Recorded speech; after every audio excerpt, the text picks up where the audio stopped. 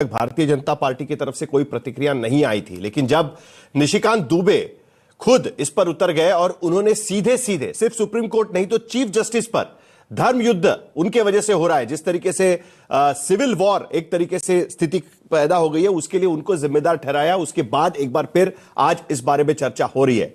तो क्या सचमुच में सुप्रीम कोर्ट के अधिकार को लेकर या चीफ जस्टिस पर इस तरीके से तंज कसना, सवाल उठाना क्या सही है? और क्या सचमुच में सुप्रीम कोर्ट दूसरे के अधिकार में, पार्लियामेंट के अधिकार में, प्रेसिडेंट के अधिकार में दखलंदाजी करने की कोशिश कर रहा है? एक बार फिर उस पर चर्चा करना जरूरी हो गया है। इस चर्चा में मेरे साथ शामिल होंगी महिमा सिंह, कांग्रेस की प्रवक्ता, थोड़ी देर में शामिल हो रही है। अरविंद वाजपेयी, लोक जनशक्ति पार्टी की तरफ से, एनडीए की तरफ से हम कह सकते हैं कि वो इस चर्चा में शामिल होंगे।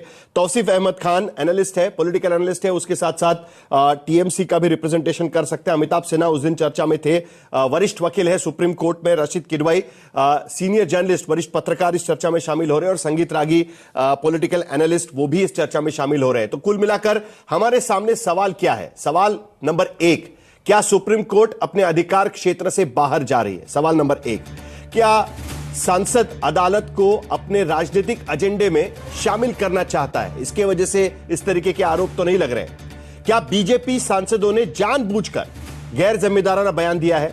क्या संसद और सुप्रीम कोर्ट की टकराहट लोकतंत्र के लिए खतरा है? और 5, क्या निशिकांत दुबे और दिनेश शर्मा ने जो कहा वो बहस का मुद्दा है या संविधान पर हमला है? ये सारे सवाल को लेकर हम चर्चा शुरू करेंगे और शुरुआत मुझे लगता है कि कांग्रेस से ही करनी चाहिए, क्योंकि शुक्रवार को कांग्रेस की तरफ से इस बारे में बहुत सारे सवाल उठाए गए थे। महिमा सिंह हमारे साथ जुड़ चुकी है, उनसे ही शुरुआत करने की कोशिश करेंगे। शायद अभी तक जुड़ी नहीं है हमारे साथ में, लेकिन अरविंद वाजपेयी, आज एनडीए की तरफ से अब पूरी जिम्मेदारी आप पर है कि महिमा सिंह जुड़ चुकी है हमारे साथ में। चलिए महिमा सिंह जी, सवाल सबसे पहला आपसे ही है, क्योंकि इससे पहले कांग्रेस आरोप लगा दी थी सुप्रीम कोर्ट पर। 3 वाकये मेरे सामने इस वक्त नजर आ रहे हैं। पहला तो दिख रहा है कि रमेश चेन्निथला केरल हाईकोर्ट के एक जजमेंट के पर टिप्पणी कर रहे थे कि उसके वजह से रैगिंग के मामले बढ़ रहे हैं।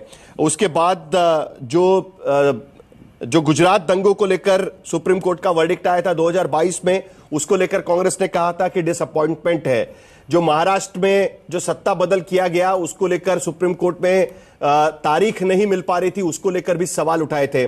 उसके बाद चीफ जस्टिस के घर पे प्रधानमंत्री गणेश उत्सव के दौरान आरती में शामिल हुए थे, उसको लेकर भी कांग्रेस ने सवाल उठाए थे। और आज यही बात भारतीय जनता पार्टी कर रही है। तो कुल मिलाकर जब भी सूट होता है तब सुप्रीम कोर्ट या चीफ जस्टिस पर सवाल उठाया जाता है। और सबसे बड़ी बात, निशिकांत दुबे जो सवाल उठा रहे हैं, पार्टी कह रही है कि हमारा उससे लेना देना नहीं है।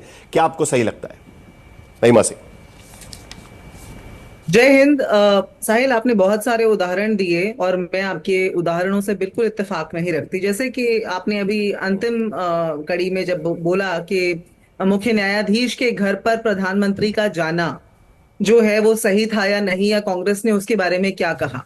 देखिए, एक तरफ है न्यायालय पर और उसकी कार्य प्रणाली के ऊपर टिप्पणी करना, और दूसरी तरफ है किसी व्यक्ति विशेष के किसी विशेष प्रकरण पर कोई टिप्पणी करना।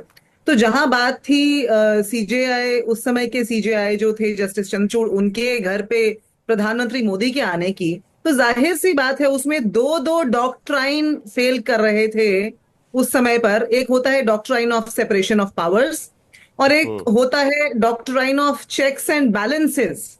आखिरी बार भी जब आपकी चर्चा पर थी, आपकी चर्चा पर दूसरे पैनलिस्ट अधिवक्ता महोदय और आज भी हैं, ये अच्छी बात है क्योंकि मैं उनकी उस बात पर भी टिप्पणी करना चाहती हूँ। उन्होंने कहा था कि नियोक्ता के ऊपर हम बात कर सकते हैं क्या, तो वो जो नियोक्ता वाली बात थी उसमें तो बहुत सारी फिर और बातें आ जाती हैं। और ये जो doctrine of checks and balances है, ये इस बात का उत्तर देता है कि जुडिशरी, एग्जीक्यूटिव, लेजिस्लेचर सब एक दूसरे को चेक करते हैं। और अभी आपने जो बात पूछी, ये जो कल मामला हुआ है, ये क्या है असल में साहिल? आप ये देखिए ना कि एक सांसद है भाजपा के, आज भाजपा बड़ी सहूलियत से कह रही है कि हम अपने आप को डिस्टेंस करते हैं, लेकिन आप देखिए उन्होंने कहा क्या, जरा गौर कीजिए। उन्होंने कहा कि गृह युद्ध हो रहे हैं देश में सर्वोच्च न्यायालय की वजह से। सबसे पहले तो उन्होंने ये स्वीकृति की, हम स्वागत करते हैं उनकी स्वीकृति का, कि देश में बहुत सारे गृह युद्ध चल रहे हैं, चाहे वो मणिपुर हो, चाहे वो मुर्शिदाबाद हो या और कहीं पर हो। ये स्वीकार तो किया भाजपा के एक सांसद ने। अब दूसरी बात ये है कि ये जो अगर मान लिया जाए कि गृह युद्ध चल रहे हैं तो इसका जिम्मेदार कौन है, गृह मंत्रालय, प्रधानमंत्री। तो फिर उन दोनों से इस्तीफा तुरंत मांग लिया जाना चाहिए, क्योंकि इसका मतलब देश में लॉ एंड ऑर्डर की स्थिति बिगड़ी हुई है। और तीसरी बात ये है कि अगर ऐसा नहीं है, अगर उन्होंने ऐसा भाजपा की मर्जी के बिना कहा है, तो इसका मतलब ये कि भाजपा के जो अध्यक्ष हैं, भाजपा के जो मुखिया हैं, हमारे प्रधानमंत्री, हमारे गृह मंत्री, इन सब का नियंत्रण अपनी पार्टी से और उसमें मौजूदा लोगों के ऊपर से हट चुका है, उठ चुका है। तो इसलिए ऐसे में ना उन्हें शो कॉज नोटिस दिया जाता है, उनसे सहूलियत से ये तो कह दिया जाता है, जैसे आपको याद होगा पहले भी प्रधानमंत्री ने कहा था प्रज्ञा ठाकुर के बारे में कि मैं दिल से कभी उन्हें माफ नहीं कर पाऊंगा, जब गॉडसे के ऊपर टिप्पणी की थी, जब गांधी के ऊपर टिप्पणी की थी या माल्यार्पण किए थे। लेकिन आज आप देखिए वही बात हो रही है, सहूलियत से अपने आप को दूरी तो बना ली है, लेकिन ये जो गृह युद्ध देश के अंदर हो रहे हैं उसकी जिम्मेदार सहूलियत से दूरी बनाई है। एडवोकेट अरविंद वाजपेयी, एनडीए अब कह रही है कि हमारा निशिकांत दुबे के स्टेटमेंट से कोई लेना देना नहीं है, लेकिन कुल मिलाकर निशिकांत दुबे जिस तरीके से स्टेटमेंट दे रहे थे, जिस तरीके से सुप्रीम कोर्ट पर आरोप लगा रहे थे कि धार्मिक युद्ध भड़काने के लिए आप रिस्पॉन्सिबल रहेंगे, इससे पहले भी सुप्रीम कोर्ट पर कई टिप्पणी आ चुकी है, ऐसा नहीं है कि पहली बार यह हो रहा है, लेकिन यह स्पेसिफिक टिप्पणी किस तरीके से देखते हैं आप? ये तो सीधे सीधे कहीं ना कहीं दबाव डालने की कोशिश की तरफ से तो नहीं देखना चाहिए, एडवोकेट अरविंद वाजपेयी? देखिए, निशिकांत दुबे का जो बयान है उसको व्यक्तिगत बयान लेना चाहिए और उसके कॉन्सिक्वेंसेस जो लॉ में प्रोवाइडेड है वो कॉन्सिक्वेंसेस उनको भुगतने पड़ सकते हैं। वो सुप्रीम कोर्ट जानेगा, एजी साहब उसको परमिशन देंगे, कंटेम्प्ट चलेगी नहीं चलेगी वो एक अलग मसला है। लेकिन उससे बड़ा मसला ये है, जो बड़ा मामला है, जो पूरे भारतवर्ष में मैसेज गया है, क्या संविधान में टकराव की स्थिति लिखी हुई है? नंबर 1, क्या संविधान में बाउंड्रीज नहीं खींची है कार्यपालिका, विधायिका और न्यायपालिका में? क्या ये इंक्रोचमेंट का मामला है या ओवर रीचिंग का मामला है? ये तो देखो बहस का मुद्दा हो सकता है ना। ये जो जजमेंट आई है जिसमें राष्ट्रपति को एक तरीके से डायरेक्शन दी गई है कि आप 3 महीने में डिसाइड करेंगे, नहीं तो डीमिंग क्लॉज माना जाएगा, क्या इस तरह की व्यवस्था है संविधान में? क्या सुप्रीम कोर्ट अपने जुरिस्डिक्शन से आगे निकल के जो विधायिका का जुरिस्डिक्शन है, क्या उसका इंक्रोचमेंट नहीं कर रहा है? अच्छा, मानिए अगर कल को पार्लियामेंट के स्पीकर साहब ये कहें कि भाई कल कोर्ट नंबर 1 में जितने केस लगे हैं वो हमारे पास लाइए, मैं डिसाइड करूंगा, तो क्या ये जायज बात होगी? देखिए, संविधान का इंटरप्रिटेशन तो करना पड़ेगा, संविधान में शक्तियों का कहां कहां बाउंड्रीज एंड लिमिटेशन है उसको भी डिसाइड करना पड़ेगा, जबकि ऑलरेडी डिसाइडेड है। तो उसके बावजूद अगर 2 जजेस की कॉन्स्टिट्यूशनल बेंच ने इस तरह की गाइडलाइन बनाई या डायरेक्शन दी, तो उसके बाद 3 जजेस हैं, 5 जजेस हैं, 9 जजेस हैं, 12 जजेस हैं।